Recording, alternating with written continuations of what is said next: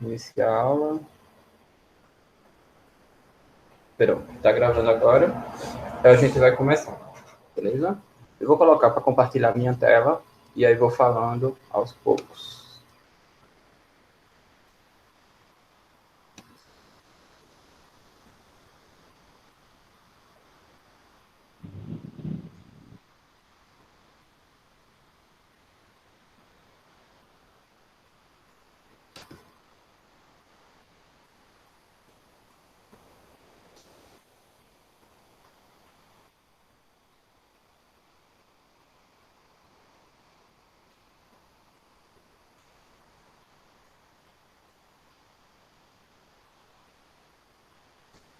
Todo mundo tá vendo a tela?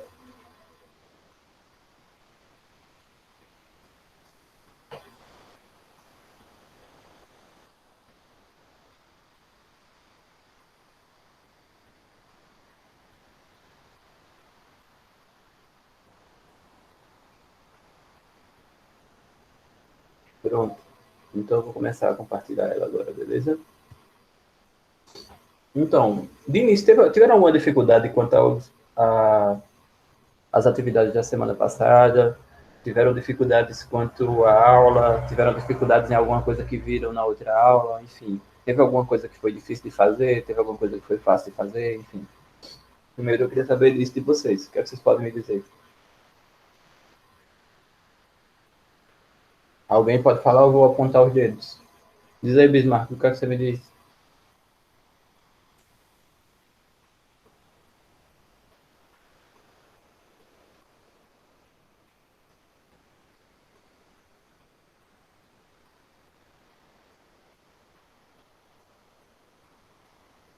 Bismarck silenciado.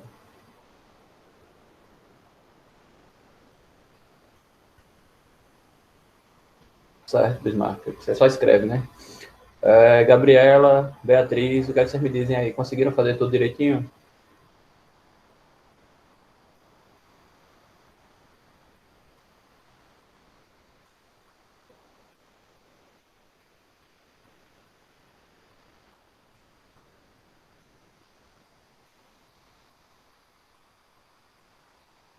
Para ajudar que tem uma pessoa que está tentando entrar.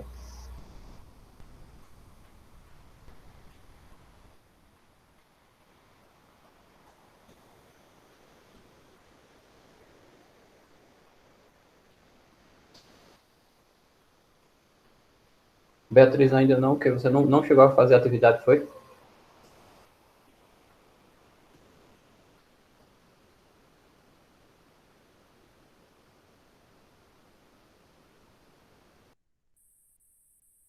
Vai ainda não tem dificuldade. Certo, beleza. Só lembrando que ela se encerra hoje, viu? Vamos lá.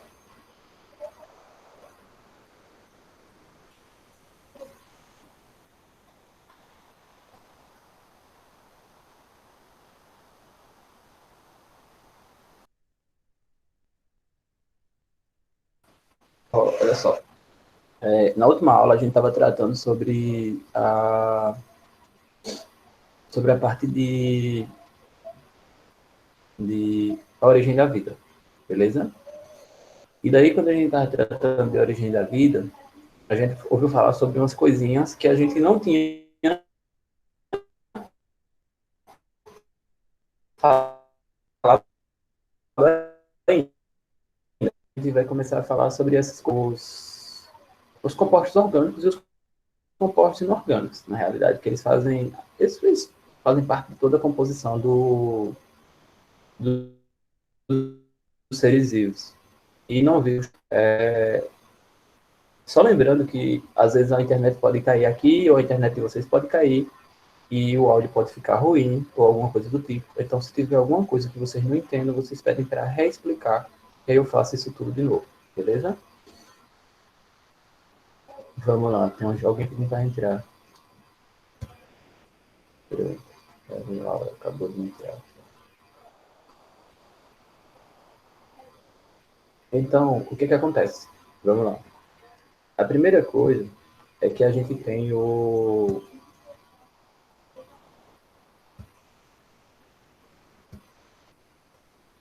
A gente tem os... Alguém teve a ideia de pegar os seres vivos e tentar entender de que eles eram compostos. A gente já falou sobre isso aqui, que eu falei para vocês que todo ser vivo era composto com carbono, hidrogênio, oxigênio, nitrogênio, e entre outros elementos que são em menor quantidade, mas basicamente eram compostos por esses elementos, tá certo? E daí, alguém pegou e ele coloca aqui nesse modelo que a gente consegue ver aqui nesse esquema, alguém retirou um órgão aqui, do ser humano, no caso, e, e colocou para triturar ele. Quando triturou, ele coloca aqui num tubo de ensaio, e nesse tubo de ensaio, ele analisou a composição química desse ser humano, tá certo? E daí ele percebeu que existiam substâncias inorgânicas e substâncias orgânicas. E o que são substâncias orgânicas? Substâncias orgânicas são aquelas onde você consegue ter a presença do carbono. Normalmente separam assim só com a presença do carbono, mas também é importante você não confundir substâncias orgânicas com material orgânico, às vezes, porque quando eu estou falando das substâncias orgânicas, substâncias que têm carbono, não necessariamente são todas assim, de seres vivos. Então, a presença do carbono em si, ela pode indicar que é uma substância orgânica, sim, mas eu tenho também alguns compostos que vão ter o carbono, mas não necessariamente eles vão ser compostos de um ser vivo, enfim. Mas vamos lá. Nas substâncias inorgânicas que a gente encontra presente no nosso corpo, no corpo dos seres vivos, a gente vai ter a água e os sais minerais. O que tem na água e os sais minerais? A gente teve uma aula na semana passada, semana retrasada, no EducaPE, sobre água, e a gente vai ter uma aula amanhã. Colocaram no feriado, eu não entendi porquê, mas tudo bem. E colocaram uma aula amanhã no EducaPE, que vocês também vão ter, e ela vai falar só sobre sais minerais, beleza? Aqui eu vou tentar fazer um apanhado de todos eles. Eu vou falar de água e sais minerais, eu vou falar de glicídios, lipídios, proteínas, vitaminas e ácidos nucleicos. Então, eu vou tentar falar de todos eles de uma forma até 11h30, pelo menos, eu acredito que dá tempo da gente conversar um pouquinho sobre cada um deles. E depois a gente fala de novo. Não é uma coisa que a gente vai parar de falar, não, porque tem muito mais situações a se tratar. Então, vamos lá. Quando eu for separar uma coisa inorgânica de uma coisa orgânica, se a gente está falando da bioquímica, a química dos seres vivos, a gente vai separar basicamente como a gente está vendo aqui do lado. Então, a gente vai ter como substâncias inorgânicas água e sais minerais, e como substâncias orgânicas, a gente vai ter glicídios, que são os açúcares, lipídios, que são as gorduras, proteínas, vitaminas e ácidos nucleicos, tá certo? Então, a gente vai falar agora um pouquinho de cada um deles. Então, começando a falar sobre a água ela é extremamente importante para o nosso organismo, tá certo? Não é à toa que a gente tem mais de 70% só de água. Não só no nosso organismo, como no mundo todo, a maior quantidade é água, beleza? Ela é formada por 2 átomos de hidrogênio e um átomo de oxigênio, que se organizam dessa forma. Esse arranjo das moléculas, ele consegue garantir várias funções que são extremamente importantes para nós, como seres vivos, tá certo? E ela consegue garantir várias funções também. Por exemplo, a água ela é considerada um solvente universal, porque ela consegue dissolver diversos materiais. Então, ela consegue fazer com que exista uma dissolução. Por exemplo, o sal e a água, você consegue dissolver. Então, é mais ou menos isso, essa questão da dissolução, porque ele consegue ter uma afinidade com as substâncias. E essa afinidade, ela ajuda, porque assim eu consigo ter várias reações que são de transporte que vão acontecer especificamente graças a ela também, porque ela consegue dissolver esse material. Assim como consegue também ter a eliminação. A gente consegue ter a eliminação de alguns materiais que são ruins, dissolvidos também na água, beleza? E daqui a gente tem também a maior parte das reações enzimáticas da célula depende do meio aquoso. Então, tipo, as células têm enzimas, que a gente vai falar daqui a pouco sobre elas, e aí as enzimas, elas são extremamente importantes para fazer algumas reações, e isso, elas precisam de um meio que seja aquoso, e aí dentro do nosso organismo, tendo a água presente, ela vai também realizar isso, beleza? Controle de temperatura. regulação térmica. Ela consegue também controlar o nosso organismo em relação a manter uma temperatura constante. Não é à toa que quando você está numa temperatura muito, você num dia que tá, um dia de muito calor, você quer tomar muito mais água, tá certo? E às vezes você está tanto tempo sem tomar água, aí você toma lá um monte de água e de repente aparece até o suor na mesma hora. Começa a sair um monte de gotinhas de suor também. E isso tudo é exatamente para poder regular a temperatura. Por quê? Porque a água faz esse processo. Então, a água, o nosso organismo, ela faz com que a gente não aqueça. É como se fosse uma máquina que não possa superaquecer. Então, a água fica ali controlando para fazer com que a gente fique tranquilamente. E daí, ficando tranquilamente, a gente não tem problemas de superaquecimento e não vai ter problemas de convulsão, de morte de células, entre outras coisas. Certo? E o que eu já falei aqui, que era a questão do transporte. Então, eu tenho como transportar substâncias, tá certo? E essas substâncias, elas são transportadas para poder fazer algumas reações. Eu vou ter bombas, vou ter, por exemplo, o sangue da gente transporta os gases. O sangue também é um meio aquoso, você vai ter a presença de água lá. Então, a água vai fazer com que ele seja aquele líquido que sai. Então, aquilo, tudo, na realidade, a água vai ter uma infinidade de funções. Não é tão simples como parece, tá certo? A quantidade de água, ela vai variar, tá certo? A gente varia de organismo para organismo. Então, você vai ter algumas espécies que vão ter uma maior quantidade de água, você vai ter variação disso. Então, existem, por exemplo, sementes. Sementes têm bem, uma quantidade bem pequena de água, mas ainda assim tem presença de água. No corpo, no humano adulto, você vai ter 65, 70% de água. Numa medusa, você tem quase 98% de água. Então, alguns seres que vivem dentro da água, eles têm maior quantidade de água, beleza? E isso faz com que tenham uma maior afinidade. No caso da medusa, por exemplo, ou os quinidários, eles como vivem dentro da água, logicamente, eles vão precisar de mais água, porque eles têm que ter a presença no corpo dela e não tem que ter um bloqueio com a água que está ali. Eles estão dentro da água, né? Assim? E também a gente vai ter variação conforme o tecido. Então, por exemplo, tem tecido da gente, os ossos, por exemplo, o tecido ósseo da gente, ele é um tecido bem unificado, que a gente vê ele um pouco duro, vamos dizer assim. E esse tecido ele tem uma quantidade de água menor do que outro tecido, como, por exemplo, o tecido muscular. O tecido muscular você vai ter uma maior quantidade de água e no tecido nervoso ainda mais. Então, você percebe até a constituição desse tecido, quando você vai ver o tecido nervoso, ele é muito mais gelatinoso do que o muscular e do que o ósseo. O ósseo ele vai ser bem duro, então o ósseo ele tem menos água, mas tem outros componentes que vão fazer a constituição dele. E também a gente vai ter variações em relação ao estágio. Então, dependendo da idade do indivíduo, o indivíduo vai ter uma menor quantidade ou uma maior quantidade de água. Então, você tem um embrião humano, tem 94%, e um adulto vai ter 65%, ou seja, a gente caiu aí a quantidade de água nesse percurso, mas exatamente pela questão da constituição do indivíduo também. Beleza? Deu para entender tudo até agora sobre água? Teve alguma dúvida sobre essa situação ou não? Todo mundo está escutando bem, está entendendo bem o que eu acabei de falar? Teve alguma falha, enfim. Querem que eu repita alguma coisa?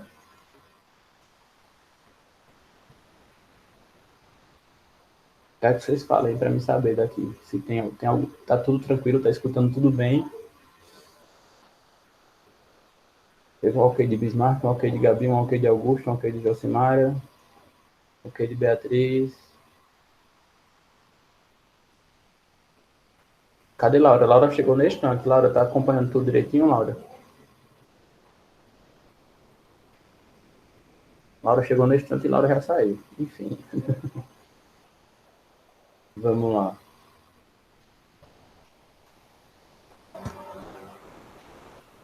Pronto, então vamos lá, vamos dando continuidade. Aí, além disso, a água também tem outras, a água também tem outras atividades, tem outras funções. A molécula de água, por exemplo, ela consegue realizar quem assistiu o EducaPE, o rapaz fez um experimento com um pedaço de papel toalha, onde ele colocava um papel toalha e o líquido ia subindo pelo papel toalha. Eu O exemplo mais claro que você consegue ver isso daí, que não precisa ser com papel toalha, é, por exemplo, nas plantas. As plantas, elas precisam fazer com que a água saia de lá da raiz dela para chegar até a sua folha, para que aconteça a fotossíntese, certo? Então, para que isso aconteça, ela precisa, vamos dizer assim, meio que sugar essa água. Então, essa água tem que subir e chegar até lá em cima. Então, existem aí algumas especificidades que garantem isso. Então, você tem aí a capilaridade. E essa capilaridade, ela faz com que a água consiga subir exatamente em tubos finíssimos. Um tubo fino faz com que a água consiga subir tranquilamente, que é no caso das plantas. As plantas, elas têm tipo uns tubinhos fininhos, e essas moléculas da água, elas vão se subindo e conseguem chegar até a folha da planta, onde ela tenha uma coesão aí nessa situação. Outra situação também que a água também tem é a questão da tensão. Você tem aquela tensão superficial, que as moléculas são super unidas, e essa união da água faz com que você consiga, por exemplo, ter um mosquito em cima de um riacho. Você tem um riacho ali, um riacho não, vou colocar um riacho não, porque ele está em movimento. Vou colocar uma lagoa. Você tem uma lagoa ali e você consegue ver um mosquito pousar em cima da água e fica super tranquilo. E o mosquito não afunda. Porque o mosquito é tão levezinho que ele não consegue quebrar aquela tensão superficial da água. Beleza? Outro exemplo bem clássico é quando você pula numa piscina. Quando você pula numa piscina e você pula de peito, você vai lá e pulou na piscina.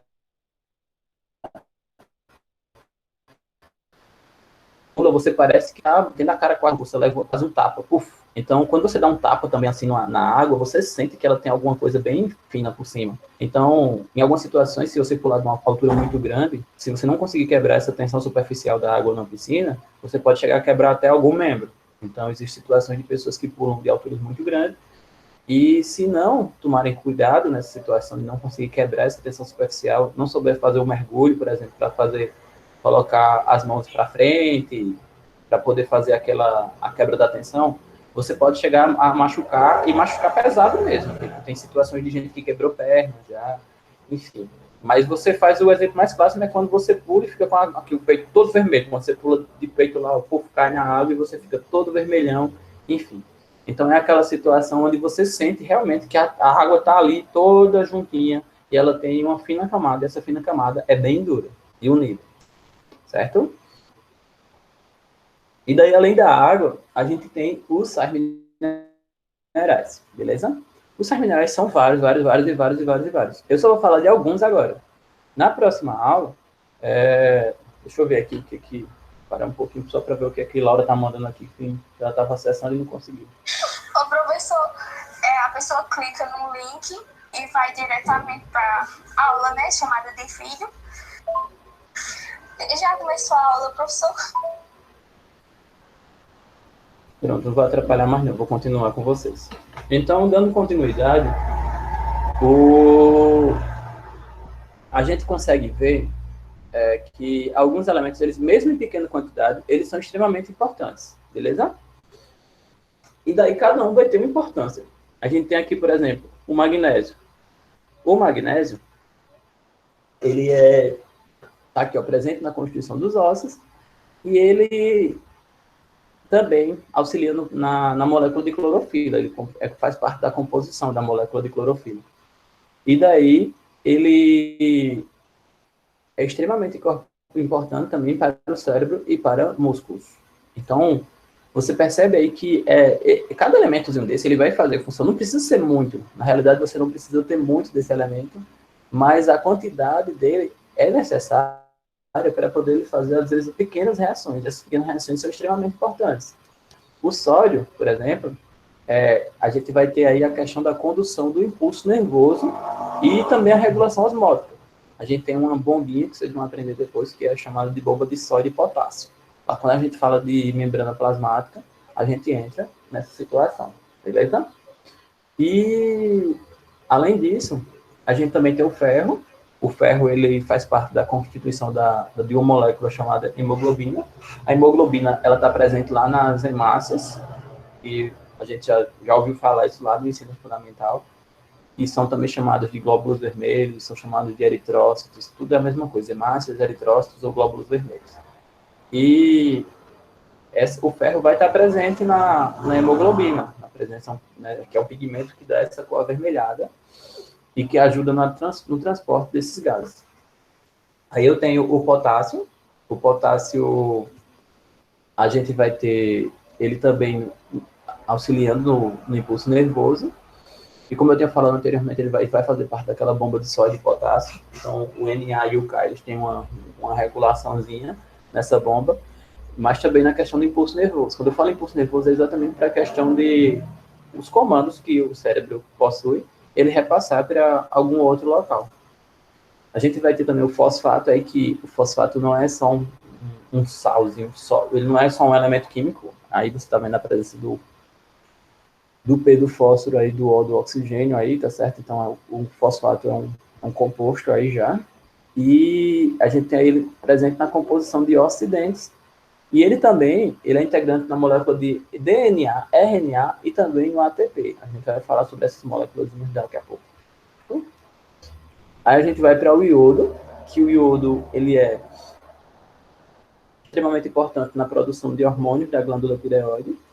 Esse iodo também, ele é obrigatório ser colocado em sal, então vocês já devem ter visto lá no sal de cozinha em casa, você tem lá sal iodado, porque a falta de iodo a gente vai ter problemas na tireoide, tá certo? Então a gente vai desenvolver alguns problemas, e por isso que é obrigatório. E a gente não tem ele em qualquer alimento, a gente tem poucos alimentos aqui com a presença, a gente não tem no mundo todo, em todas as regiões, locais que a gente vai ter alimento com iodo, assim, tão fácil. Então, a gente coloca uma pequena quantidade lá no sal, para poder evitar que as pessoas tenham deficiência com isso.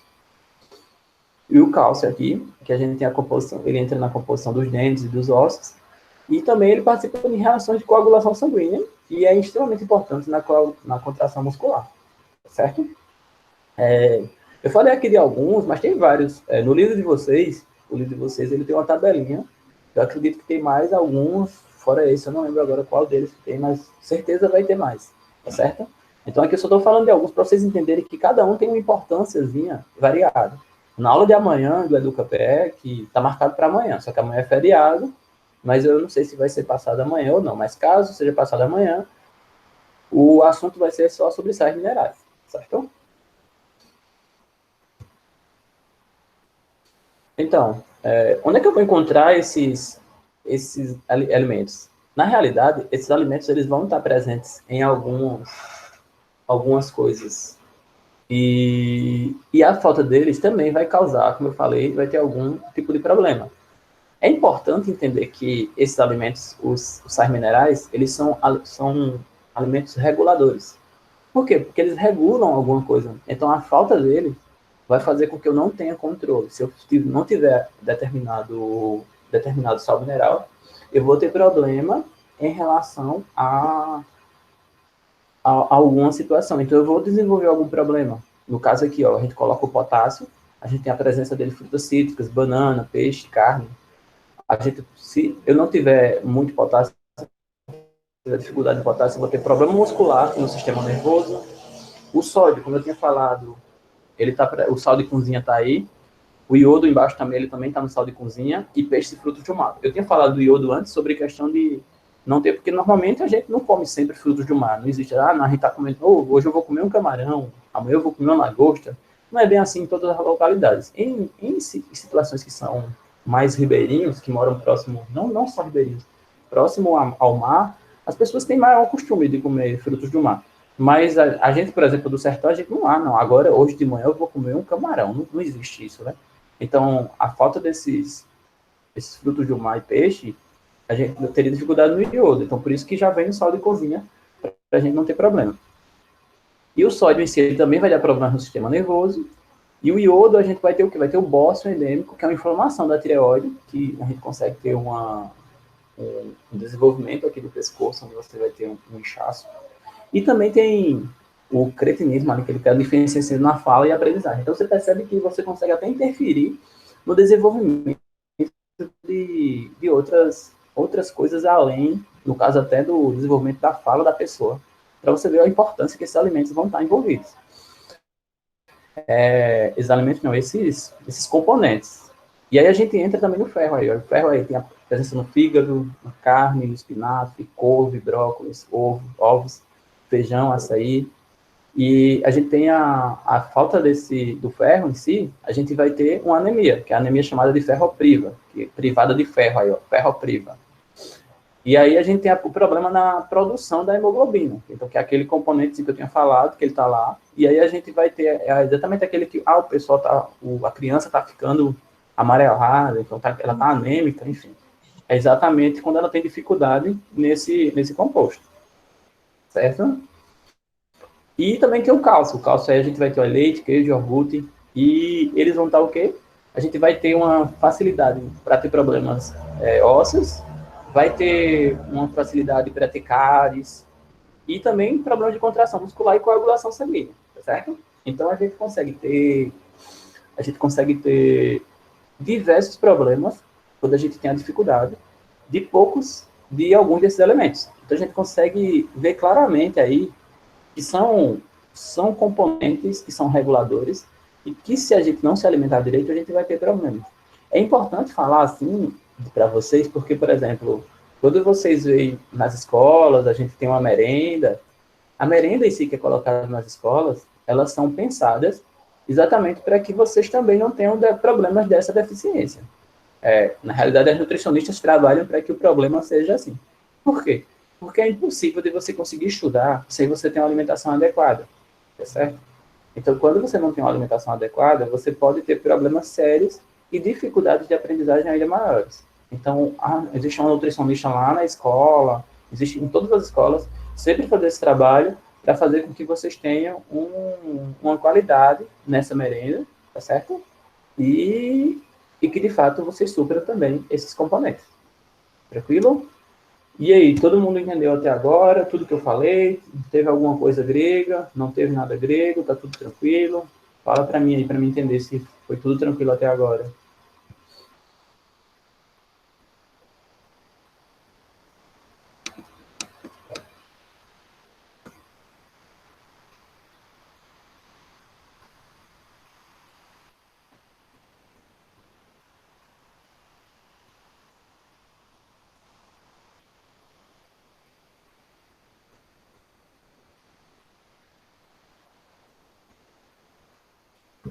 Pronto.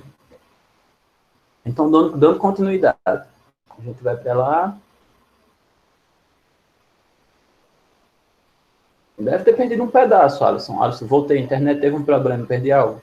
Deve ter perdido um pedaço, Alisson, mas aí quando você for, você olha na gravação depois e pega só nessa parte que você saiu. Porque aí você deve acompanhar o pedacinho que você saiu, que vai ficar salvo. Às vezes acontece também de dar erro lá e não ficar salvo alguma coisa, enfim, mas você consegue recuperar alguma coisa lá, viu, Alisson? Então a dificuldade você consegue pegar na gravação. E eu não sei nem até a hora que você saiu, acho. Só quem sabe a hora que você saiu foi você. É você que sabe direitinho aí, se tem alguma. Mas qualquer coisa sobre dúvidas, não deixem de perguntar aqui e não deixem de perguntar lá na sala. Então, assim, ó, se tem uns 10 minutos, de certeza você perdeu alguma coisa, acho.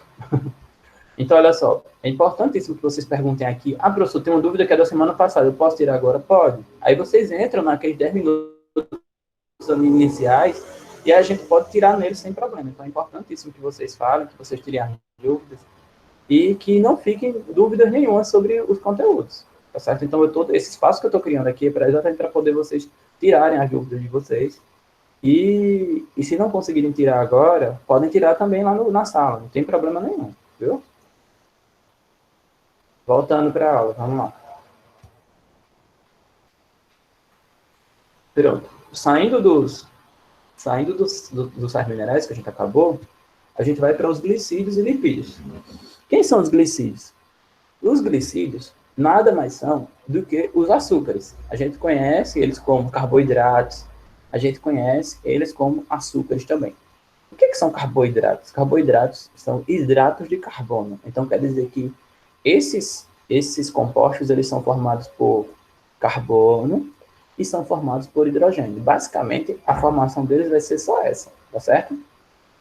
E Em algumas situações, a gente consegue ver, a gente viu um vídeo sobre alimentação, aquele vídeo que eu passei para vocês das crianças, e neles, vocês viam que sempre era colocado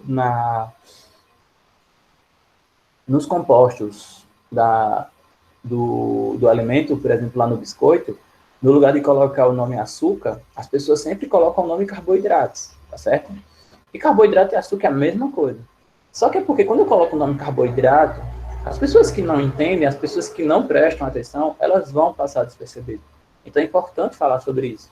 Toda vez que eu tiver o nome carboidrato em alguma coisa, eu estou falando de açúcar, tá certo? Então não pensem que eu não estou falando de açúcar, de qualquer... Ah, não, tá falando de açúcar mesmo. Tá falando de açúcar. Então todas as vezes que eu falar de carboidrato, eu estou falando de açúcares, que é um açúcar. Ah, professor, mas é porque ele é doce? Não, é porque a função dele é uma função energética e ela vai ter uma especificidade.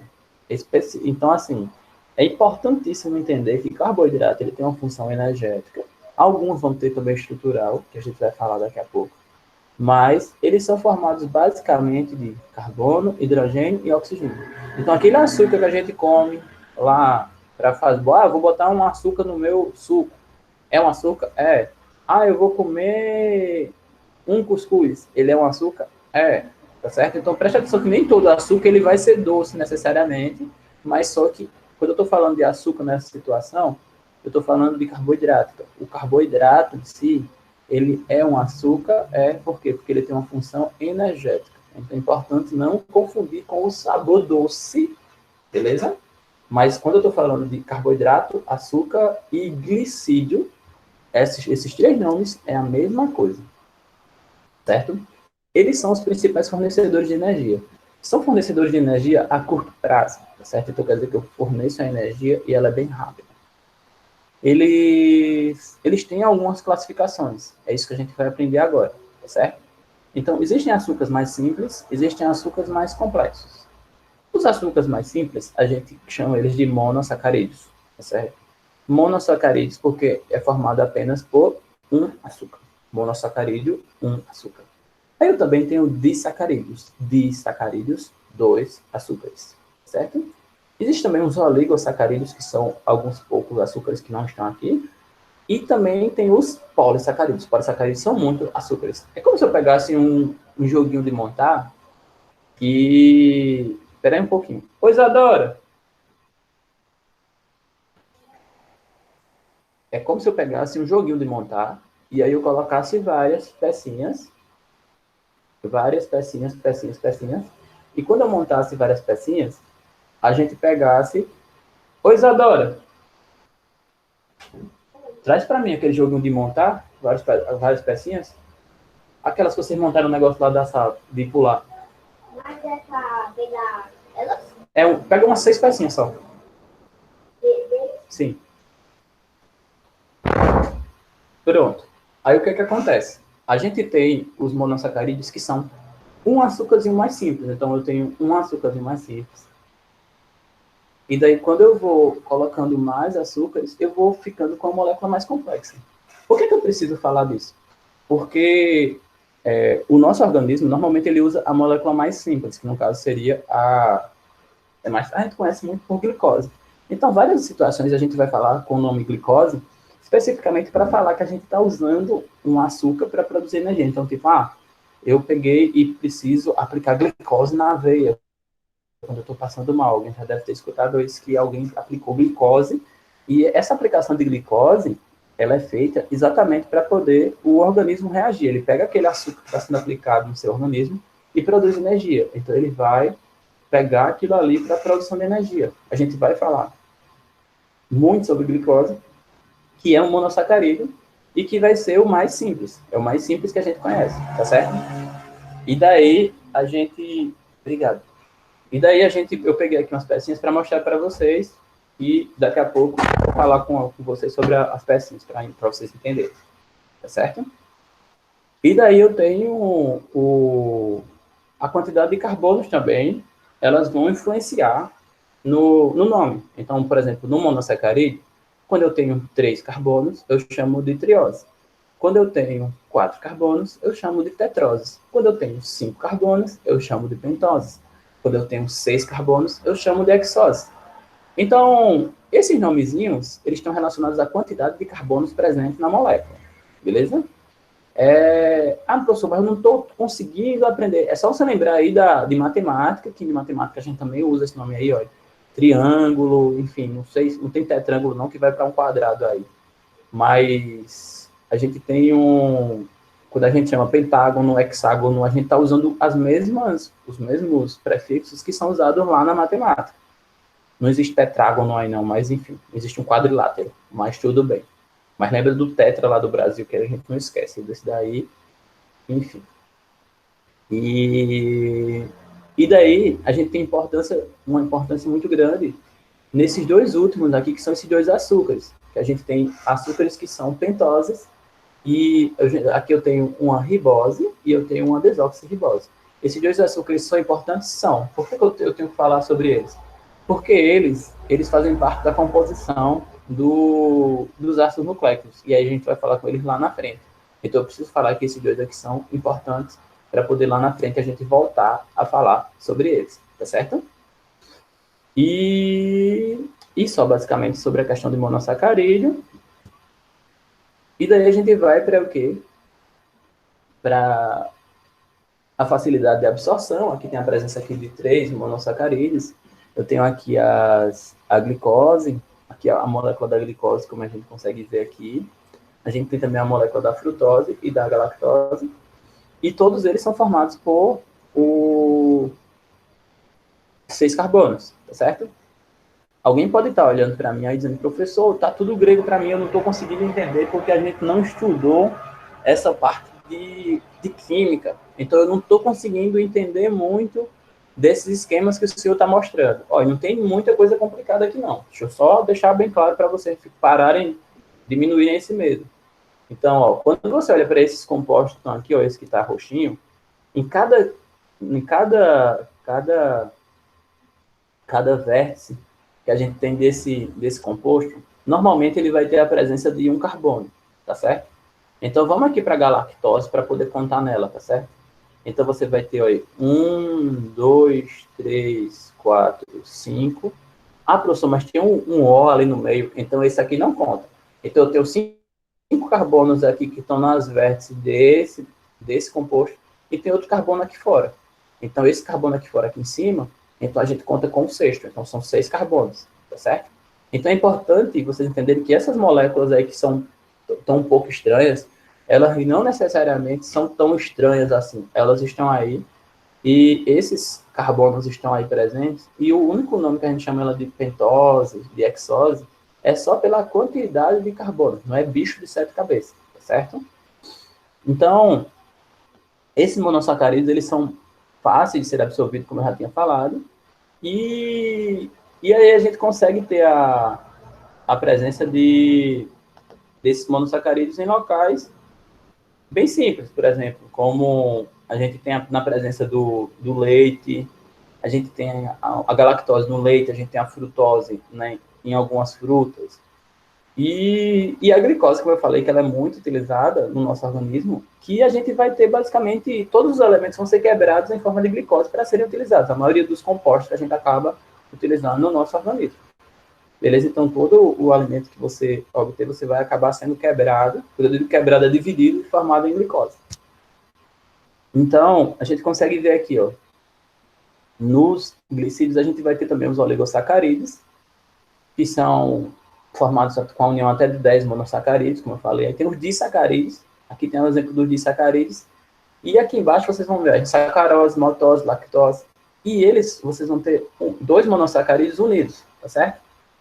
E esses monossacarídeos unidos, eu tenho aqui a união de uma glicose com a frutose, de 2 glicoses, e uma glicose com a galactose.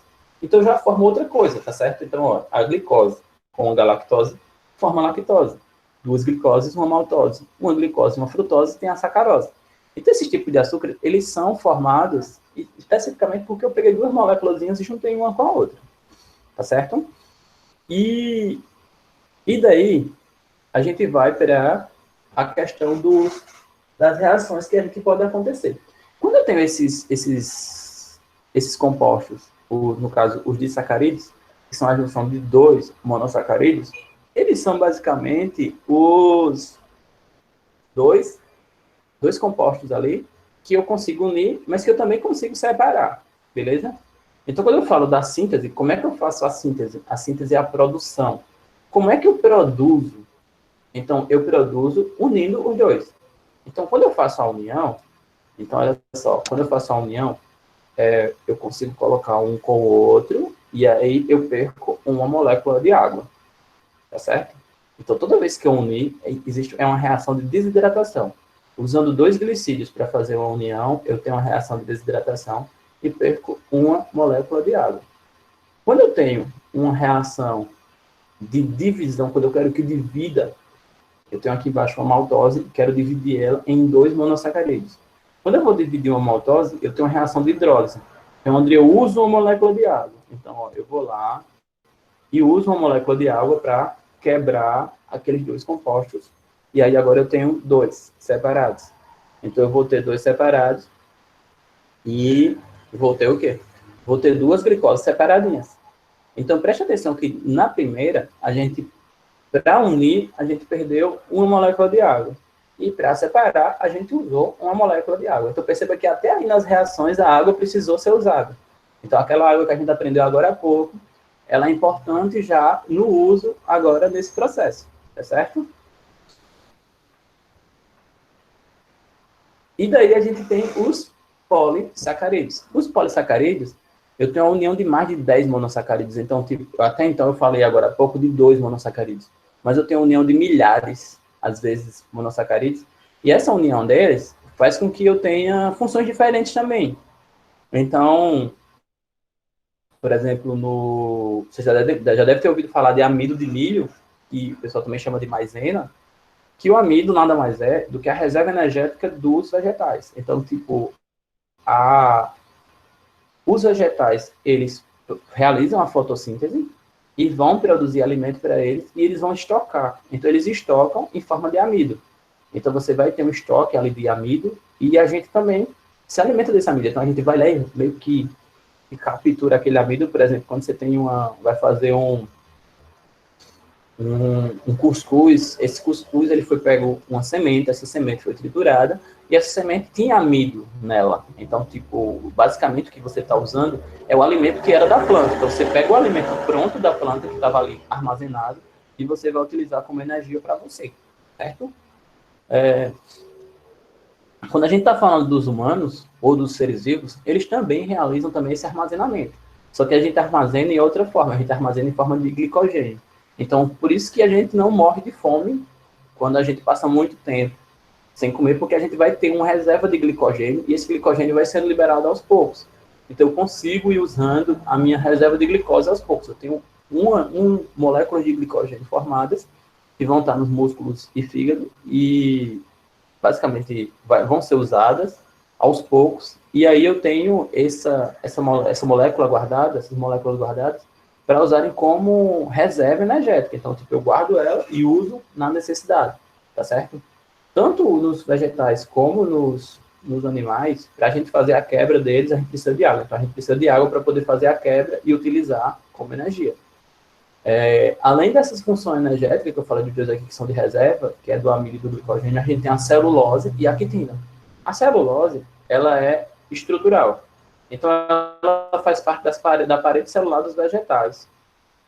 E é o açúcar, é o glicídio mais abundante que a gente vai ter. E ela faz parte de quê? Faz parte da parede celular das plantas. Então, as plantas, elas vão ter na parede celular a celulose. A celulose é o mesmo material também que a gente faz as folhas de papel. Então, a gente, para fazer folha de papel, a gente faz esse processo e constrói esse material de celulose. Então, você vai pegar uma planta para poder fazer a retirada desse material.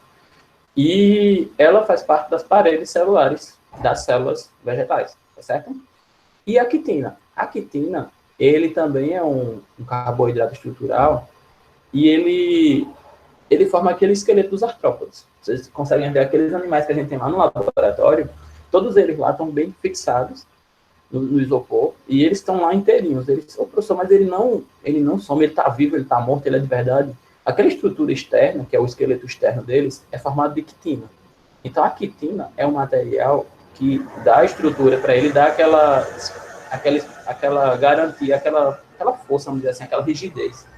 E você também vai ter presença disso daí nos fungos. A gente vai ter na parede celular de alguns fungos a presença da quitina. Mas dos artrópodes é bem gritante, que a gente consegue perceber, que é aquela casquinha do besouro, enfim, toda aquela estrutura que a gente consegue ver. O que vocês conseguem ver lá no laboratório, vocês, professor, tem um besouro, ele está todo inteirinho. Na realidade, o que tem ali mais visível é a quitina, que está ali garantindo ali aquela estrutura externa, que é o exoesqueleto do artrópode. Tá certo?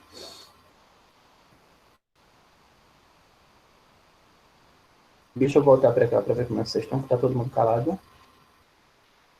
Conseguiram entender tudo que eu falei? Teve alguma dúvida?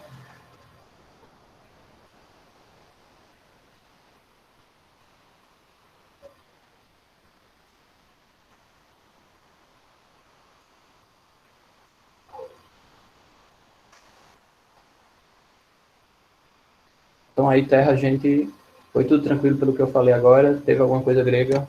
Não teve?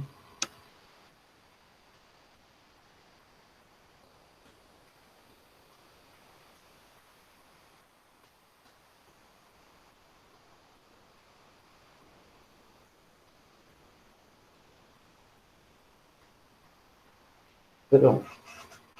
Eu tirei a câmera para poder mostrar aqui que tem uns... Eu peguei umas peças de montar para poder vocês entenderem umas coisinhas aqui. Então, olha só. Eu peguei aqui umas pecinhas de montar lá do minha sobrinha para poder mostrar. Os monossacarídeos é como se fosse uma pecinha só dessa, tá certo? Então, os monossacarídeos, como a gente está falando da glicose, que é o mais simples, então a gente vai ter uma pecinha dessa, e essas pecinhas, a gente chama de monômeros. A gente vai ter isso em outros compostos também, então eu estou falando logo dos carboidratos para vocês não esquecerem. Então, esses monômeros, a gente pode ter maior quantidade. Então, por exemplo, quando eu falei de disacarídeos, é só eu pegar dois aqui, ó, e unir um com o outro. Então, agora eu tenho um disacarídeo, eu tenho dois, tá certo? Então, um disacarídeo, para fazer essa união, eu preciso gastar uma molécula de água, e para fazer a quebra, eu preciso liberar uma molécula de água. Então, perceba que os dois, sempre eu vou ter o uso de uma molécula de água. Então, assim, quando a gente está falando da molécula de água em si, ela está presente nessa questão da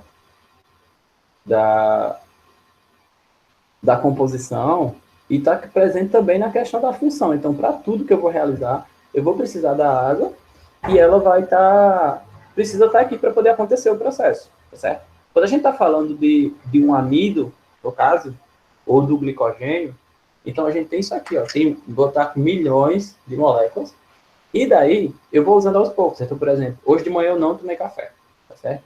Não tomei café, mas ainda assim eu estou aqui. Como é que eu consigo estar aqui? Então, o meu organismo sabe que eu preciso de energia, e daí ele vai lá, ó, e tira uma glicosezinha só, e joga para que eu use. E daí, daqui a pouco, ele tira outra glicosezinha, e joga para que eu use. Então, ele vai fazendo isso devagarzinho, jogando devagarzinho, para que eu vá usando. Vai chegar um momento que vai acabar, vai. Aí, quando chegar esse momento, eu vou começar a passar mal. Mas, enquanto não acaba, ele vai ter uma reserva que vai estar usando aos poucos para que eu não fique tão mal assim. Então, significa dizer que eu vou ter um controle vou ter um armazenzinho guardado para usar quando eu estou falando do amido e quando eu estou falando do glicogênio, tá certo? Amido para plantas, glicogênio para animais. Então, perceba que em ambos seres vivos, tanto nas plantas como nos animais, a gente vai ter o armazenamento desse material. Beleza? Tranquilo para entender isso aí, não é? Eu peço que vocês sempre associem essas coisas de bioquímica com peças de montar, porque na realidade a gente está falando de um processo que é bem microscópico. E como é um processo microscópico, a gente acaba ficando muito no mundo imaginário, e na realidade nada mais é do que um joguinho de Lego. Então, tipo, são pecinhas de montar, onde a gente vai montar coisas e desmontar coisas. Eu vou falar várias vezes nessa situação sobre essa questão de montar e desmontar. Por quê? Porque essas pecinhas que a gente está usando, então essas pecinhas elas vão servir para alguma coisa. Por exemplo, quando eu tiro um açúcar daqui e encaminho ele lá para um local, ele vai chegar nesse local e aí quando ele chega, ele é usado para outra coisa. Então, essa pecinha ela não some, tá certo? Lembra daquele processo que diz na natureza, nada se perde, tudo se transforma. Então, tudo ele vai ser usado para alguma coisa. Então, essas pecinhas saem de um lugar para chegar em outro, mas elas saem de um lugar para chegar em outro para serem usados ou transformados. É importante não esquecer disso daí, certo? Vamos lá, vou voltar para a tela lá.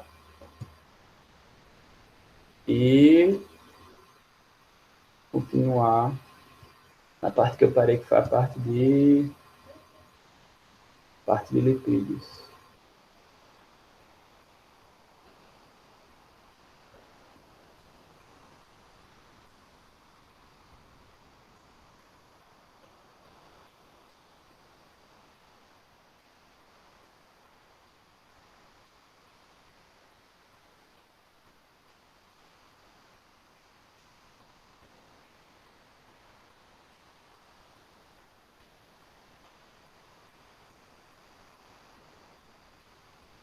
Vamos lá.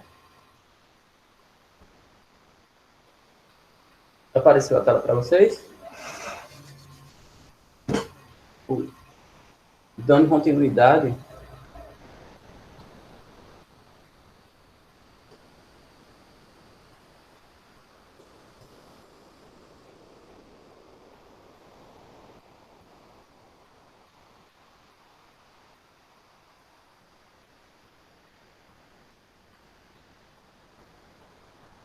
Vamos lá, dando continuidade, a gente tem os lipídios, que os lipídios nada mais são do que as gorduras, tá certo? E os lipídios, eles são aquelas moléculas que também são energéticas. Então, a gente tem os lipídios como energia também, só que a gente tem uma diferença deles para os glicídios ou carboidratos. Os glicídios ou carboidratos, eles são energia mais fácil de ser usada do que os lipídios. Os lipídios, eles são mais difíceis. Por quê? Porque eu tenho maior dificuldade para quebrar eles. Se eu tenho maior dificuldade para quebrar eles, o que é que vai acontecer? Eu simplesmente não vou preferir quebrar eles. Eu prefiro sempre quebrar os carboidratos.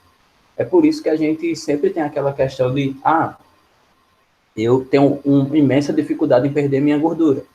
Fiquei sem comer e mesmo assim tive dificuldade em perder minha gordura. O organismo, ele só vai quebrar a gordura se tiver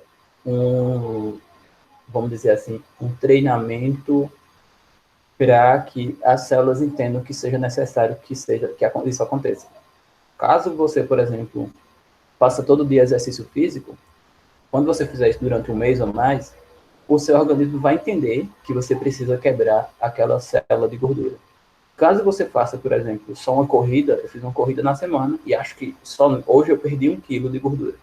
Então, uma corrida na semana não vai dizer que você vai perder 1 quilo de gordura, porque na realidade, o seu organismo, quando você fizer uma corrida assim esporádica, ele vai usar o glicogênio, ele não vai usar a gordura. Então, preste atenção, para você perder gordura, é difícil? Mas por que é difícil? Porque você precisa fazer constantemente. E fazendo constantemente, o seu organismo vai perceber que não precisa recuperar aquilo.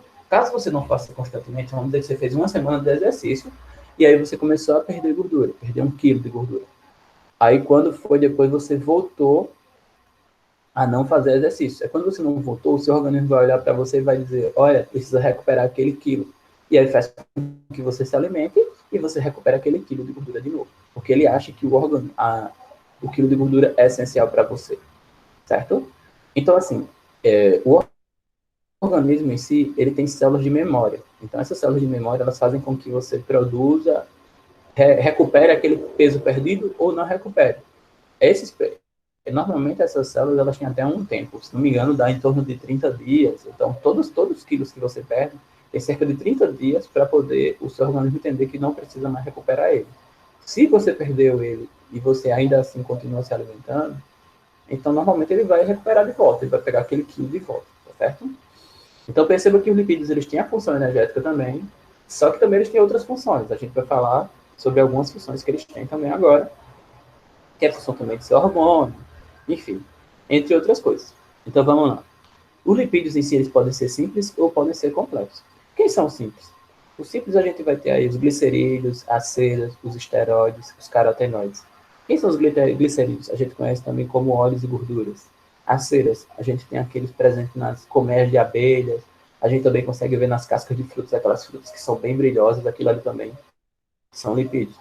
A gente tem os esteroides também, que são os hormônios sexuais, corticóides também, e o colesterol. Os carotenoides, que são aqueles pigmentos nos vegetais que a gente tem de cor alaranjada e que tem um papel fotossintético, e são precursores na vitamina A.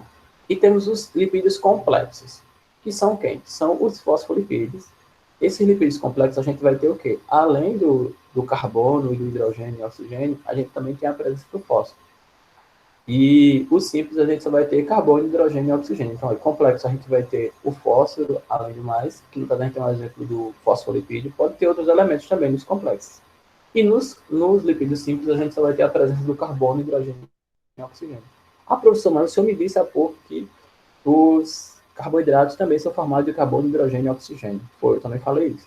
Só que aí os lipídios, eles são grandes camadas, então a gente vai dar uma olhada agora aqui, como a gente consegue identificar. Então, ó, a gente consegue ver aqui os tracinhos, ó, gigantões, umas perninhas. Os lipídios, eles são grandes cadeias, tá certo? Então, você consegue ver grandes cadeias, essas cadeias de carbono e hidrogênio são presentes normalmente e são mais fáceis de você identificação, porque você consegue ver uma cadeia gigantona e a partir disso você consegue identificar que aquilo é um lipídio, certo? Então, vamos lá. Os glicerídeos, que são os primeiros lipídios que a gente vai falar, eles são formados por uma molécula de álcool e 3 ácidos graxos, tá certo? Então, aqui eu tenho um ácido graxo aqui, ó. Tem um ácido graxo aqui em cima, 2 ácidos graxos, 3 ácidos graxos e a molécula de glicerol aqui, que é essa daqui. Então, eu tenho um triglicerídeo. Você já deve ter ouvido falar nesse nome, triglicerídeo. Por que triglicerídeo? Porque eu tenho 1, 2, 3 ácidos graxos e tenho uma molécula de glicerol, tá certo? E esses glicerídeos, a gente consegue encontrar eles de duas formas, que são as gorduras e que são os óleos, certo? Quando a gente tem dependendo do ponto de fusão, quando a gente tem temperatura ambiente, a gente consegue encontrar ele de forma líquida, que são os óleos, e a gente consegue encontrar ele de forma sólida, que são as gorduras. E qual é a função desses compostos em si? A gente tem a função basicamente tem a questão da isolante térmico, eles servem como isolar você de certa temperatura, você consegue ter certa proteção. Tem também a questão de alguns animais, eles podem usar como não só proteção mecânica, por exemplo, então eu tenho como um amortecedor, em algumas situações ele tem uma função aí de amortecimento, mas a principal é isolante térmico, porque quando eu tenho uma capa de gordura, eu tenho uma gordura acima, ela vai fazer com que eu tenha uma maior dificuldade para sentir o frio, tá certo? Isso não quer dizer que... É importante entender também que gordura não quer dizer que seja ruim e também não quer dizer que seja bom. Você também tem que ter um certo... Às vezes você pode pensar que, não, professor, quer dizer que eu tenho que eliminar toda a minha gordura do meu organismo? Não. A gordura em si, ela precisa ser ingerida, ela precisa estar no alimento e ela tem papel importante de alguma forma. Então, a gente não pode descartar a importância das gorduras, colocar ela como vilã e esquecer que ela tem papel importante também no nosso organismo. E a gente tem a presença delas, basicamente, a gente tem a presença dos óleos, basicamente, nos vegetais, a gente consegue encontrar. Você já deve ter comprado aí óleo de girassol, óleo de amêndoas, enfim, que são feitos basicamente com as sementes de alguns vegetais. E as gorduras você encontra normalmente em animais, você vai conseguir encontrar um pedaço de gordura, enfim, da carne de porco, entre outras coisas. Mas aí a gente tem várias situações aí nisso. Certo?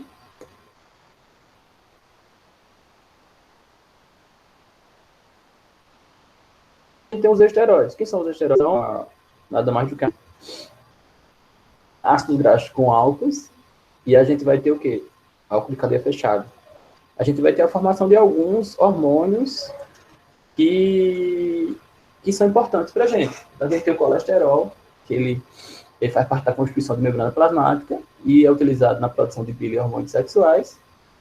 E eu tenho a testosterona, que é o hormônio sexual masculino, e eu tenho a progesterona, que é o hormônio sexual feminino. Esses hormônios, eles são responsáveis pela a formação dos caracteres. Então, tipo, tem vários caracteres que estão envolvidos com essa questão desses hormônios aí, caracteres que vão tornar você, vão dar a aparência do sexo masculino, e também a questão do sexo feminino. Um deles é produzido nos ovários, o outro é produzido no testículo, voltado especificamente para cada sexo. E a gente tem também o colesterol em si, que esse colesterol a gente vai ter dois tipos dele, tá certo? Então, o nosso colesterol, 70% dele é produzido no fígado e o restante é obtido por alimentação. E daí, esse colesterol, ele vai ter essa questão de importância, porque ele vai estar lá produzindo hormônios também, ele vai fazer um processo de transporte, mas ele vai estar na produção de progesterona, de testosterona, ele também vai estar na construção de membranas celulares, mas só que em excesso, ele também tem dois tipos, que é o HDL e o LDL. O LDL em excesso, ele vai depositar-se nas artérias e aí, quando ele se deposita nas artérias, ele causa aquele problema que as pessoas, tá com colesterol alto.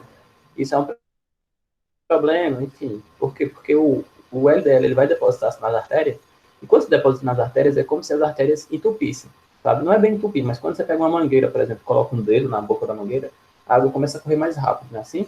É a mesma coisa que vai acontecer nos vasos, onde a gordura vai ficar se colocando nas paredes, e quando vai ficar colocando nas paredes, vai fazer com que esse líquido corra mais rápido. E isso correndo mais rápido vai fazer com que o líquido tenha uma maior dificuldade de, na verdade, uma maior pressão. E essa maior pressão, ela pode fazer com que tenha rompimento, ela pode fazer com que eu tenha dificuldades, pode ter, enfim, pode ter um problema de infarto, um problema de sobrecarga no coração, o coração vai ter que bombear mais rápido. Então, tem várias situações que podem acontecer graças a essa deposição desse colesterol nas artérias. E isso é um problema sério, tá certo? E tem o HDL. O HDL, ele ajuda a remover o HDL, que é o colesterol bom, que chamam também. Ele ajuda a remover e transporta para o fígado, e o fígado vai transformar ele em sais biliares para poder serem utilizados no processo de digestão, tá certo? Então, só lembrando, o colesterol a gente vai ter dois tipos, que é o LDL e o HDL, e o LDL, ele se deposita nas artérias, tá certo? Então, ele consegue depositar nas artérias, mas o HDL ele tenta tirar. Só que aí, a gente tem que ter cuidado aí na alimentação, que a gente também pode estar influenciando nesse processo aí do colesterol. E, falando dos complexos, como tinha falado lá no início, que são os fosfolipídios. Quem são os fosfolipídios? São esses lipídios aqui que a gente vai ter um radical fosfato, que é essa bolinha, e tem os ácidos graxos, que são essas perninhas que estão aqui, tá certo? Então, essas perninhas são os ácidos graxos, e elas têm o quê? A gente vai ter a formação da membrana plasmática. Então, a membrana plasmática, ela nada mais é do que isso daqui. A gente consegue ver uma célula aqui no canto, ó. E aí, dessa célula aqui, eu estou dando um zoom aqui só na membrana plasmática. E aí, na membrana plasmática, eu consigo ver aqui, ó, os fosfolipídios, uma cabecinha para lá, uma cabecinha para cá, e as perninhas para dentro. Então, perceba que tem um fosfolipídio, que é a bolinha, e tem as duas perninhas, que são os ácidos graxos. Então, aqui tem uma proteína também, só para mostrar que também existem proteínas na membrana celular. Esses fosfolipídios, o que é que eles fazem? Eles garantem a membrana aquela facilidade com a água e facilidade com os lipídios. Então, a cabecinha, ela tem uma afinidade com a água. Então, ela fica com a substâncias polares, vai ter afinidade tranquilamente. E essa parte interna, que são as dos ácidos graxos, ela não tem afinidade com a água. A substância apolar, logicamente, ela não tem essa afinidade. Então, a gente tem uma membrana, uma certa característica que a gente também vai falar mais à frente, mas é graças a esses fosfolipídios que estão organizados aí nesse processo. Beleza? E aí, como é que vocês estão? Vocês entenderam tudo que eu falei? Teve alguma dúvida? Não teve? Tá todo mundo tão caladinho que tá tudo tão... Todo mundo tá entendendo tudo.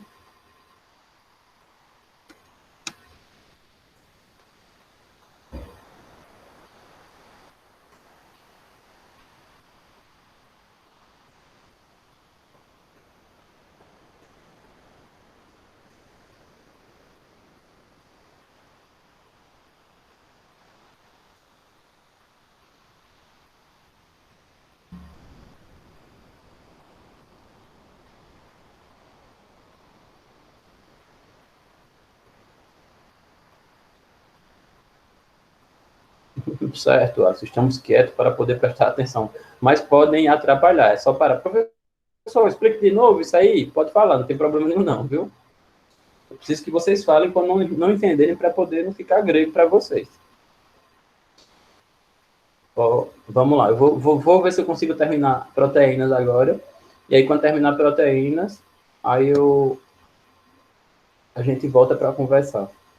Vamos lá, continuar lá. Então, a gente vai para proteínas. Então, a gente viu o que até agora?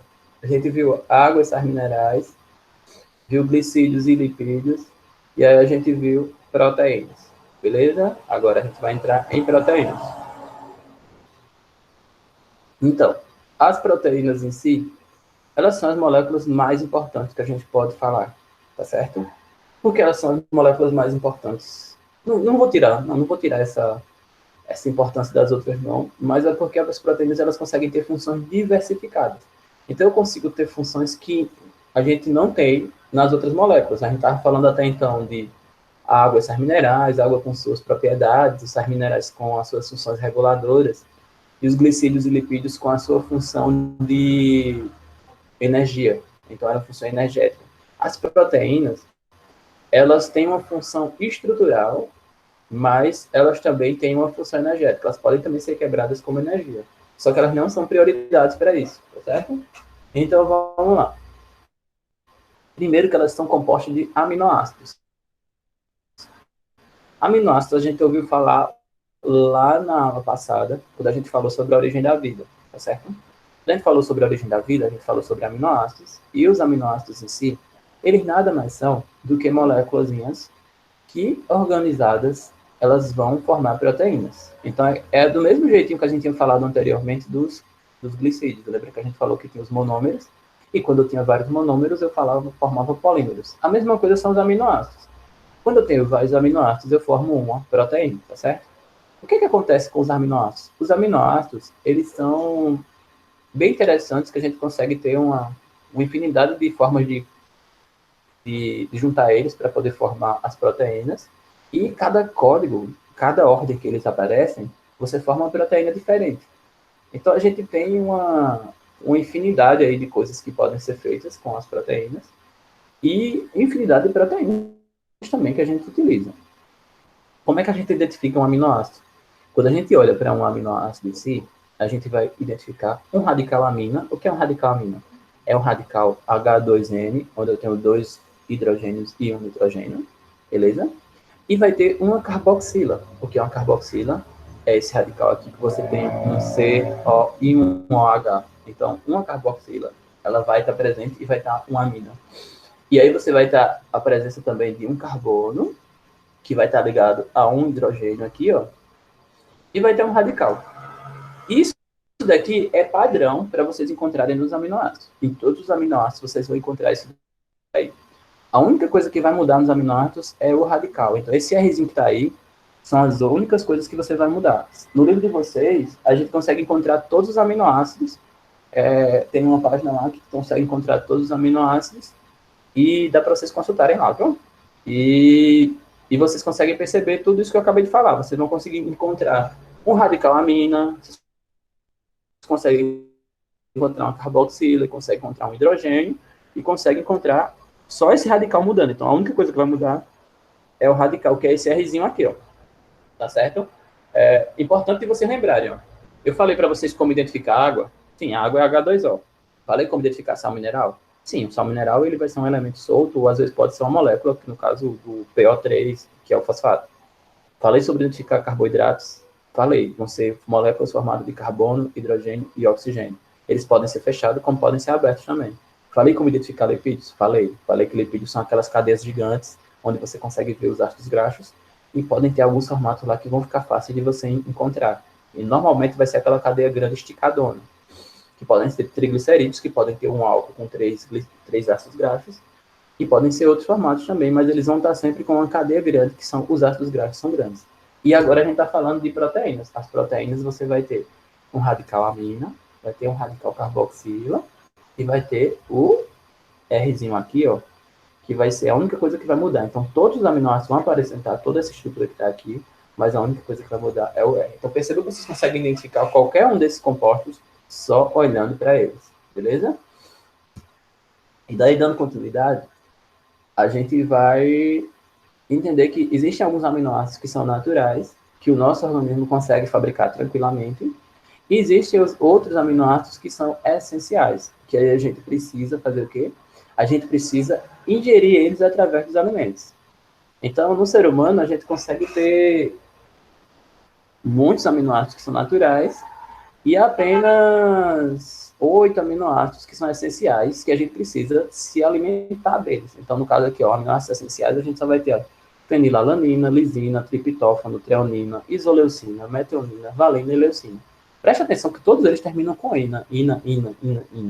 Então, ó, todas as vezes que terminar com ina, a gente já identifica que é um aminoácido, tá certo?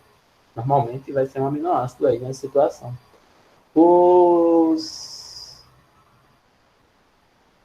Outra coisa também que a gente consegue identificar é que alguns aminoácidos eles vão ter uma importância severa.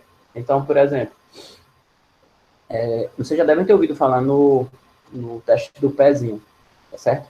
O teste do pezinho que é feito lá com os bebês, ele é exatamente feito para você identificar se o seu organismo é capaz de metabolizar o... A aula já acabou? Foi, Mari? Ela travou. Voltou agora. Eu que não ia aguentar ficar olhando pra cara de rosto. 3 horas. Quer grana? Quer grana?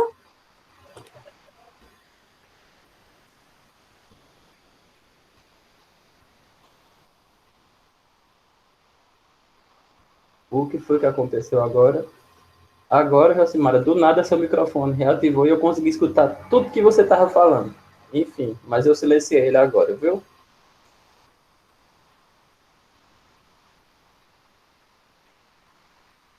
Já voltou, Jacimara, tá aí? O restante tá aí me escutando, não tá?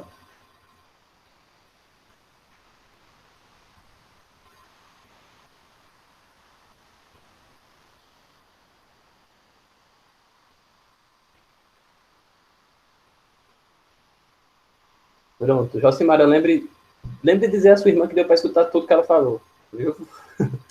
Enfim. Voltando para a aula, viu? Então, a gente tem aquele teste do pezinho que a gente faz, e aquele teste do pezinho é exatamente para identificar, porque às vezes existem pessoas que têm problema no metabolismo da fenilalanina. Então, essas pessoas, quando têm problema, eu não consigo quebrar esse aminoácido no organismo, e aí se eu não conseguir quebrar, o que é que vai acontecer? Ele vai ficar passeando dentro do meu organismo, e esse acúmulo, ele vai gerar problemas. Então, um dos problemas é lesar o sistema nervoso, e aí eu posso ter problemas de retardo mental e outras anomalias. Então, é necessário ser feito isso logo no início da vida? Sim, por quê? Fazendo logo o teste, porque se você tiver esse problema, automaticamente você vai ter que ter um tratamento específico para isso e saber que tem a questão da restrição do aminoácido, porque esse aminoácido, se você ingerir ele vai dar problemas seríssimos para o seu organismo. Então é por isso que é feito logo aquele testezinho do pezinho para identificar essa situação, beleza? Fenilcetonúria é o nome da doença, que é exatamente na questão do metabolismo. E daí a gente entra numa ligação, que é a ligação que a gente tem feito pelos nos aminoácidos, que é a ligação peptídica. Dois aminoácidos, quando se unem, a gente consegue formar um peptídeo ou uma proteína. Na verdade, essa ligação peptídica, o peptídico, normalmente também é usado para proteína. E ela é estabelecida entre o nitrogênio do grupo amina e o carbono do outro grupo, que é do grupo carboxila. Então, eu vou colocar aqui para a animação para mostrar, e aí vocês vão conseguir ver, ó, como é que acontece essa junção. Acontece a junção de um elemento com o outro, sempre ali com aquele hidrogênio e aquele OH que está ali. E daí, quando acontece essa junção, eles vão formar uma outra estrutura, tá certo? E sempre tem o que? A liberação de uma molécula de água. Então, preste atenção. Toda ligação peptídica, eu vou ter uma reação de desidratação, porque eu vou ter uma liberação de uma molécula de água. Então, perceba que essas águas que estão sendo liberadas, nesse caso, se eu liberei uma molécula de água, essa molécula de água fica no organismo. Lembra que nas outras reações que eu também falei, a gente também teve a liberação de uma molécula de água, não foi? E essa molécula de água, ela também fica armazenada no organismo e ela é usada no organismo tranquilamente. Certo? Alguém falou aqui alguma coisa, deixa eu ver o que foi.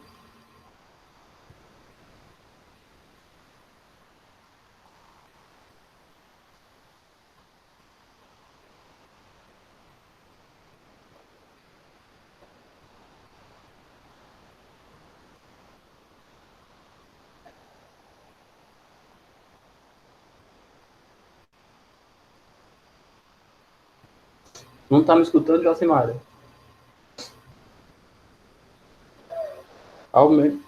Eu silenciei o seu microfone, mas não para você escutar. Você consegue escutar tranquilo.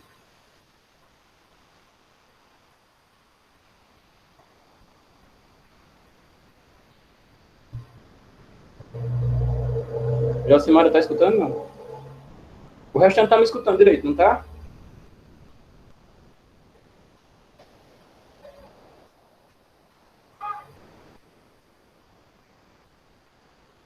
Pronto, se o restante está escutando, então o problema deve ser lá com alguma coisa de conexão dela. Então, tente conectar e reconectar para ver.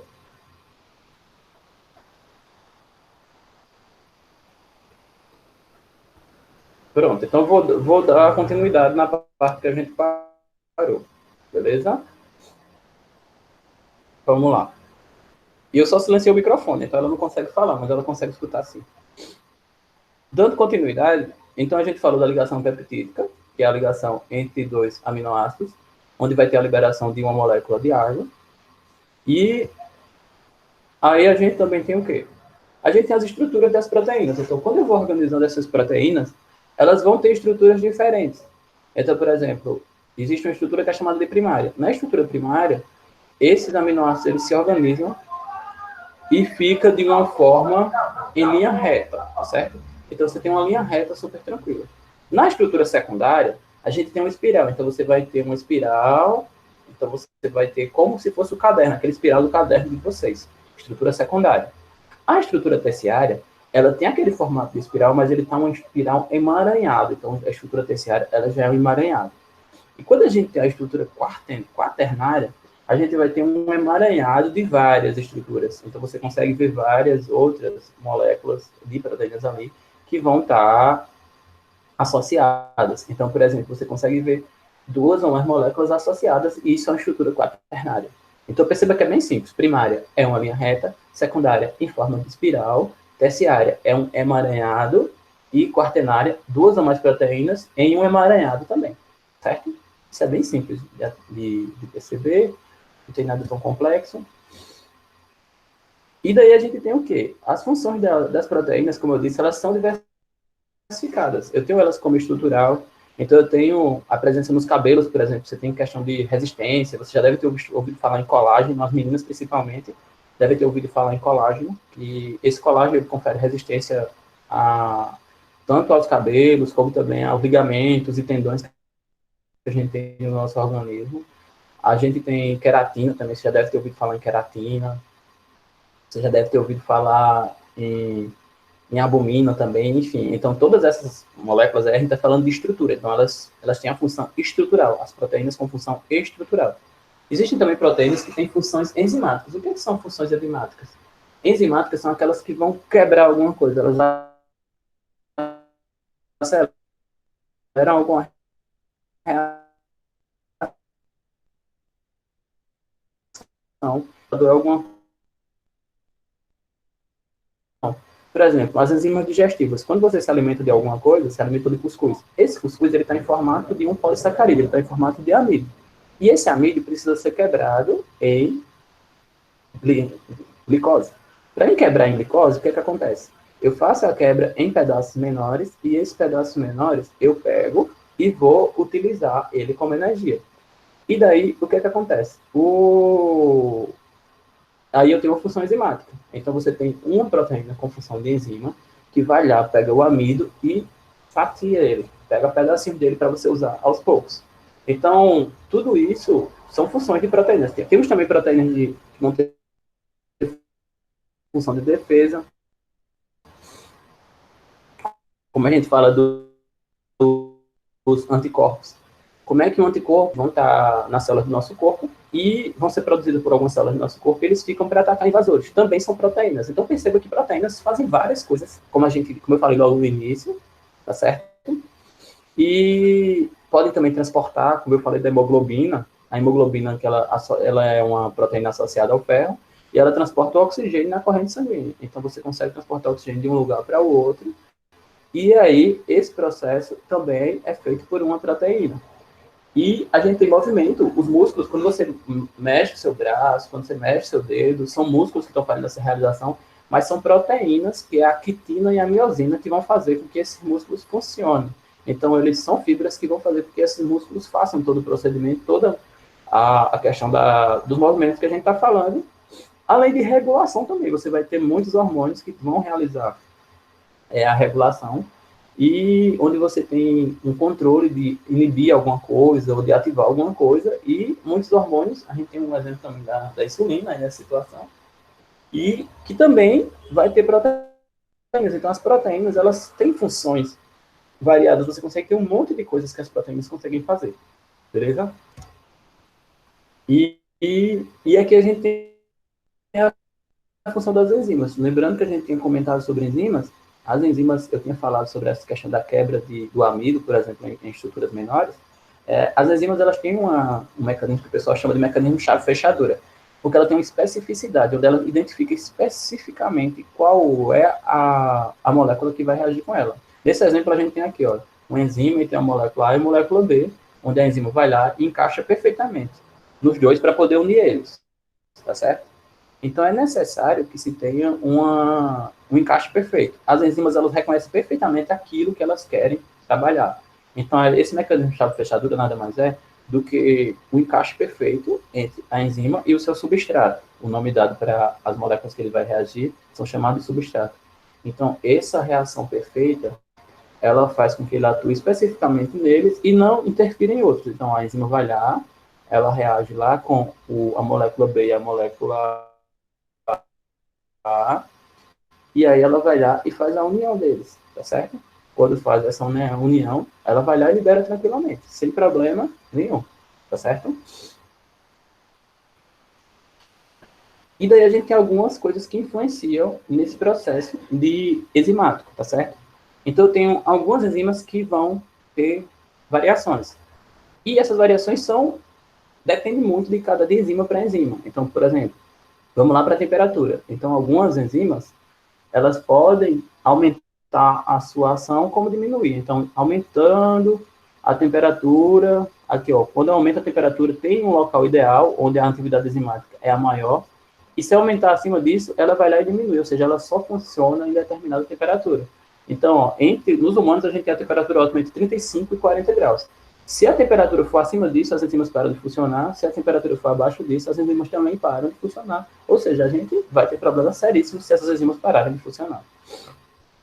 O pH também. pH é o potencial hidrogênio iônico que a gente vai ter, onde você vai ter a controle se vai ser uma coisa ácida ou uma coisa básica. E a gente tem aí também a questão das enzimas vão ter influência com isso também. Onde eu tenho aqui, ó, enzimas que funcionam em meio ácido, como a pepsina. Essa pepsina é aquela enzima que vai estar lá no estômago, onde ela vai fazer o processo de digestão das proteínas. Então, ela pega as proteínas e quebra em partículas para serem utilizadas, para absorção. E aqui eu tenho a pitialina. A pitialina está aqui no neutro. Esse neutro é exatamente a pitialina, ela é da saliva, então a gente tem na boca ela, e ela ajuda na quebra de alguns carboidratos. E aí a gente tem um sistema neutro. E aqui ao lado tem a tripsina, que é básica. Essa aqui vai estar lá no intestino. Então, ó, a gente vai ter variações, ó. Essa daqui, se ela tiver nesse valor de pH, ela funciona bem. Mas se você pegar a pepsina e levar para um pH básico, ela vai parar de funcionar, tá certo? Assim como a pitialina, ela está no neutro, ela está funcionando otimamente, mas se você colocar em um local mais ácido ou mais básico, ela não vai funcionar, tá certo? Então, ela funciona especificamente com o seu pH ideal. E também tem a concentração do substrato.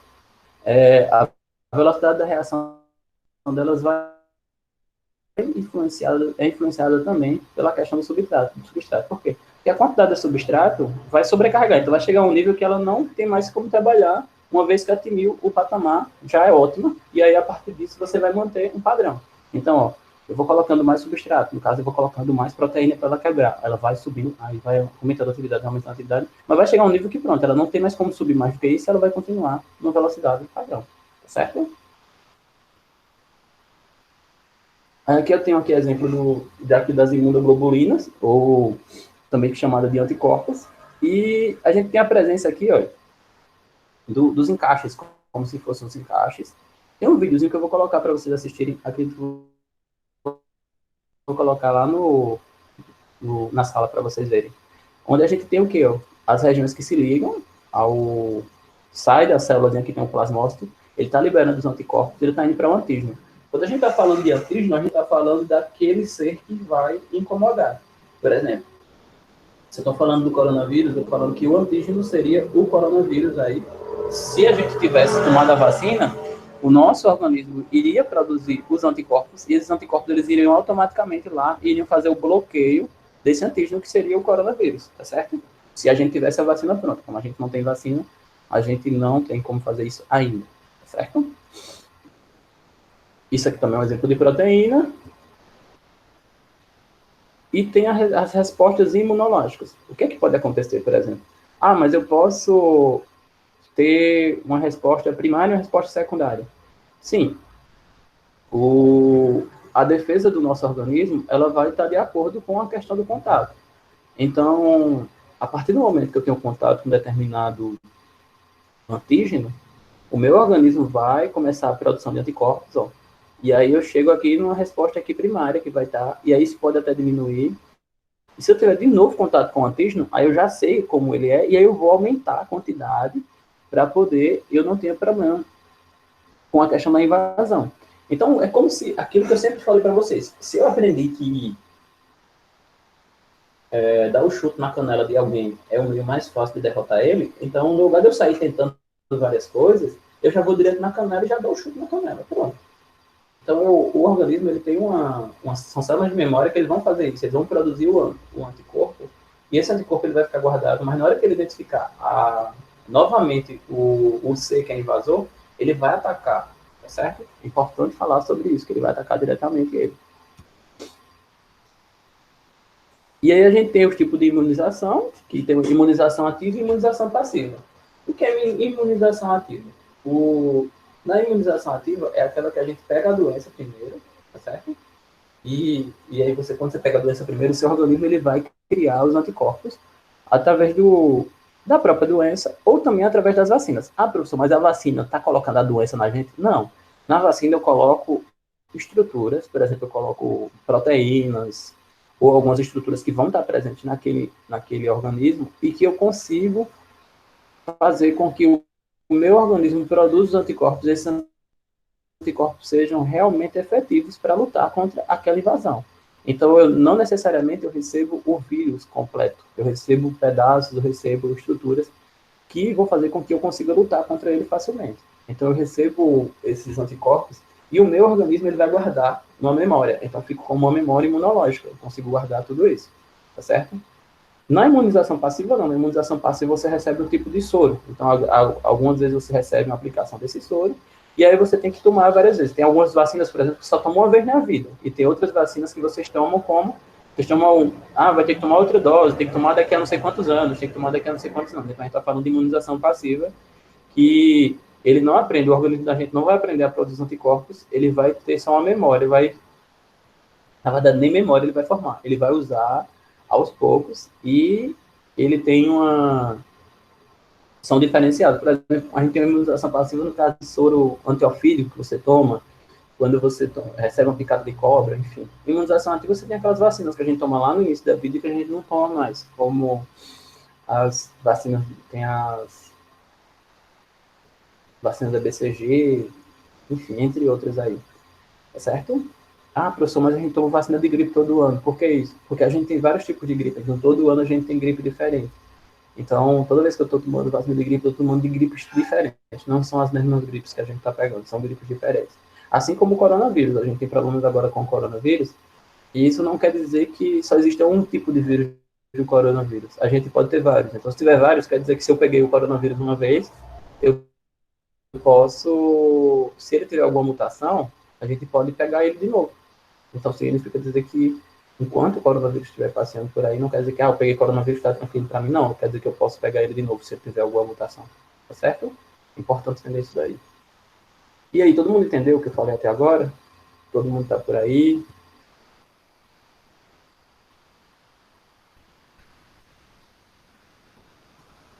Certo? 11h42. Todo mundo está por aí? Todo mundo entendeu?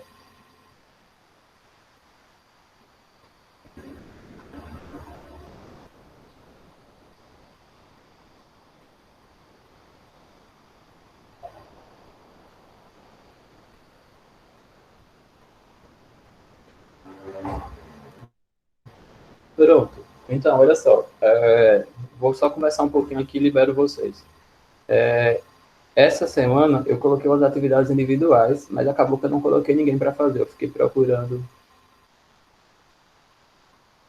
Alô, Terra. Alô, alô, alô. Vocês estão me vendo?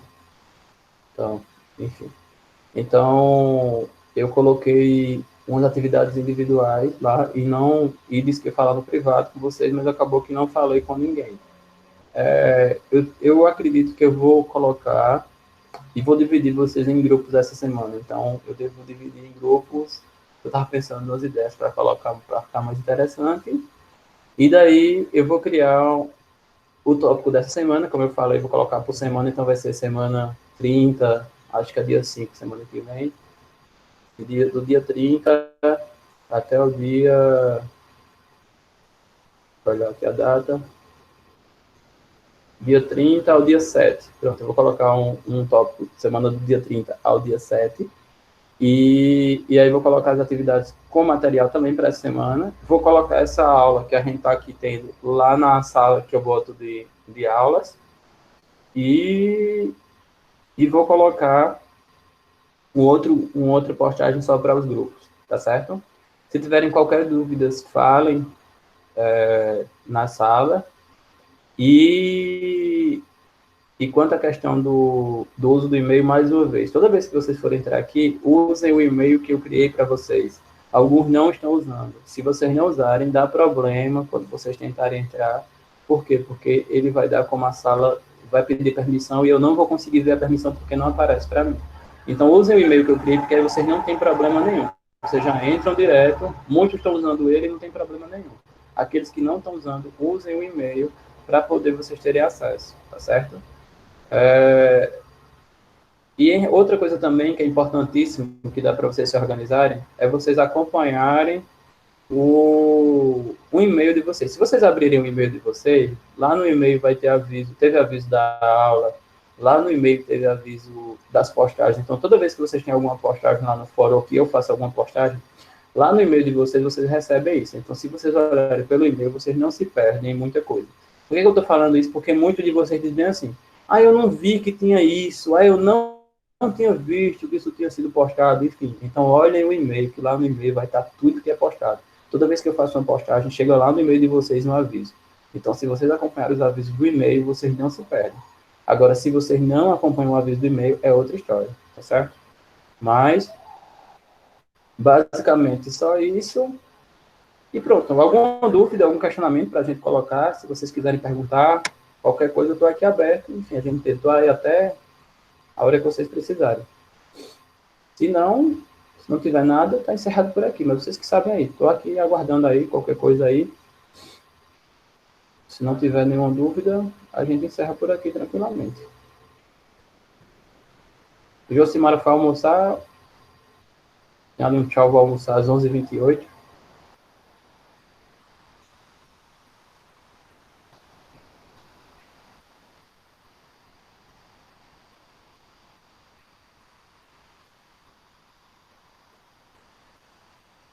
Estou esperando o sinal de vida de vocês. Sobre dúvidas, sobre sem dúvidas, enfim. Podemos encerrar a aula, então? Está todo mundo silencioso? Bismarck, não tenho dúvida. Pronto, Bismarck. Então, até quinta-feira da semana que vem. E lembre de assistir a aula amanhã, do EducaPE, viu? Vai ter aula de biologia amanhã. Mesmo sendo feriado, eu acho que vão colocar a aula amanhã.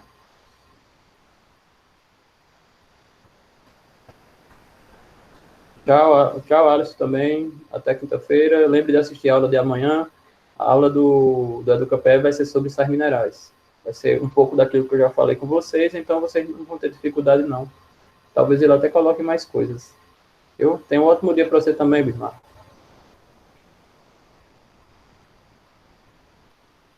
E o restante? Estou esperando o restante.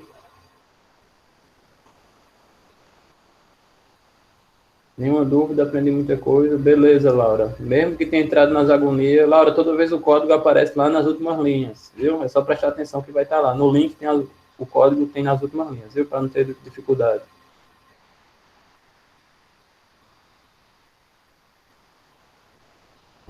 Cadê o restante? Gabriela tá aí.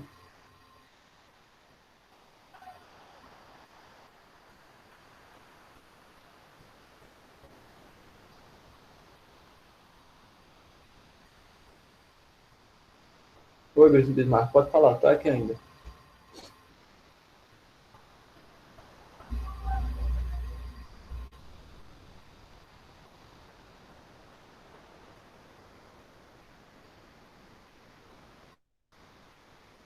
Cadê o restante? Augusto, Gabriela, Beatriz, Bianca,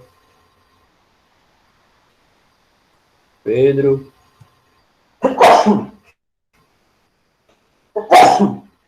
Ixi, já morrendo aqui.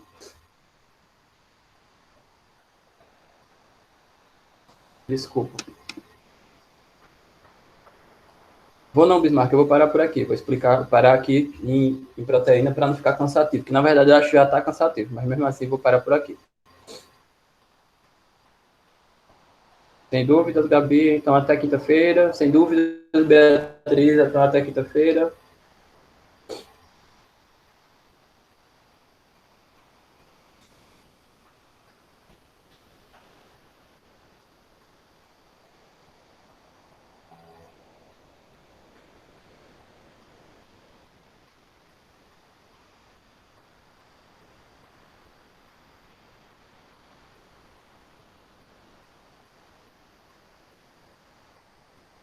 Tchau, bom dia, Augusto, também.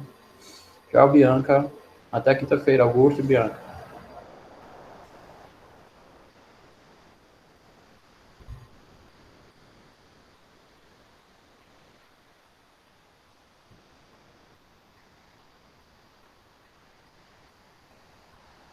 Josimara, Laura e Pedro. Final de vida. Laura saiu, já tinha se despedido. Josimara e Pedro.